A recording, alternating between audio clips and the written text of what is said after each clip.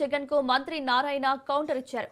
జగన్ అధికారంలోకి వచ్చాక మాట మార్చారని, వర్షాల వల్ల అమరావతి పనులు జరగలేదని, ఇప్పుడు పనులు శరవేగంగా జరుగుతున్నాయన్నారు. ఇక సీఎం ఎక్కడ కూర్చుంటే అది రాజధాని అవుతుందా అని ప్రశ్నించారు. అసెంబ్లీ సాక్షిగా రాజధానికి జగన్ అంగీకరించారని గుర్తు చేశారు. నది అంతర్భాగంలో రాజధాని నిర్మాణం అన్నది అవాస్తవమన్నారు. జగన్ నెగటివ్ మైండ్ తో ఉన్నారన్న మంత్రి నారాయణ జగన్ రాజధానిపై స్టడీ చేయాలన్నారు.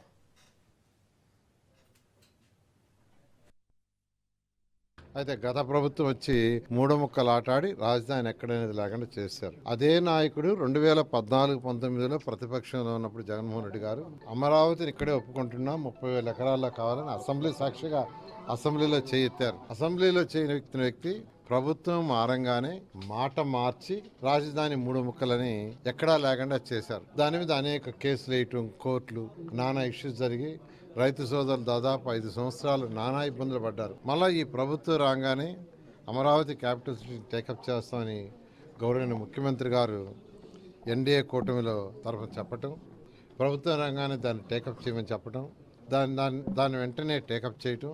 అనేక legal issues, technical issues, legal issues ఉన్నాయి.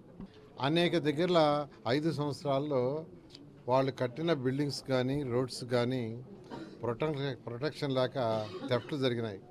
ఏదైనా మాట్లాడేటప్పుడు నాయకులు దాన్ని పూర్తిగా స్టడీ చేసి ఆ తర్వాత మాట్లాడితే బాగుంటుంది. ఇలాంటి ఏమవుతుందంటే ప్రజలని రాంగ్ డైరెక్షన్లో పట్టించినట్టు ఉంటుంది.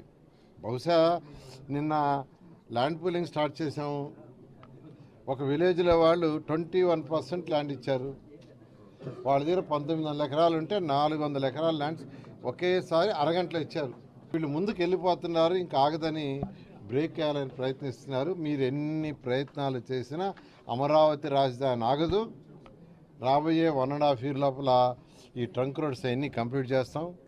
2.5 yearsలో లేఅవుట్ రోడ్స్ కంప్లీట్ అవుతాయి. 3 yearsలో ఐకానిక్ బిల్డింగ్స్ కవర్ అవుతాయి. రాష్ట్ర ప్రజలందరికీ నేను చెప్తున్నాను, మేము అన్నీ స్టడీ చేసి సైంటిఫిక్గా, టెక్నికల్గా, ఎక్కడ టెక్నికల్ ఇష్యూస్ రాకుండా ఎక్కడ అమరావతి కట్టాలో అక్కడే కడతాను. కాబట్టి ఎవరైనా మాట్లాడేటప్పుడు దయించి ప్రజలని అడ్డదారులు పట్టించకుండా, ప్రజలకు రాంగ్ ఇన్ఫర్మేషన్ ఇవ్వకుండా మీరు మాట్లాడి తప్పులేదు. కానీ రాంగ్ ఇన్ఫర్మేషన్ ఇచ్చి మాట్లాడితే ఇప్పుడున్న 11 సీట్లు 0 అవుతాయి.